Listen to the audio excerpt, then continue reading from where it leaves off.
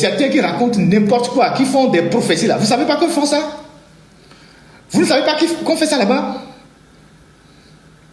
Vous ne savez pas qu'on fait ça là-bas?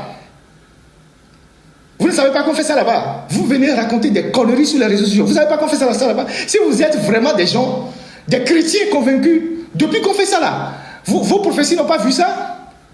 Et vous ne savez pas que ça, il faut le neutraliser spirituellement?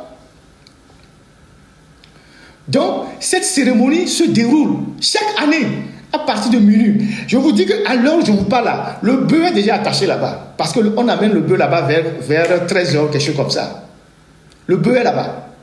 Et ils vont le faire. À moins que, parce qu'on en parle aujourd'hui, ils vont l'annuler. Mais je ne pense pas qu'ils vont l'annuler parce que c'est le crime fondateur de leur pouvoir. Ils vont le faire là-bas. Ford était à Kara le week-end. Il était à Kara vendredi, samedi. Il est rentré, je crois, hier. Certainement pour les formalités de cette cérémonie. Et demain, il y a le rapport des FAT. Donc, ils vont faire cette cérémonie cette nuit. Et demain, il y a le rapport général des FAT avec décoration des soldats qui sont morts au front.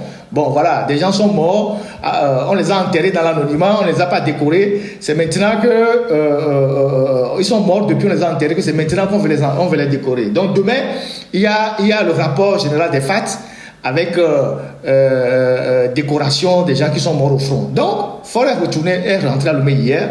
J'ai suivi son avion, même s'ils ont verrouillé un peu les trucs. Il est rentré à Lomé hier, certainement pour participer à cette cérémonie dont il est la clé de voûte. Donc, voilà comment, en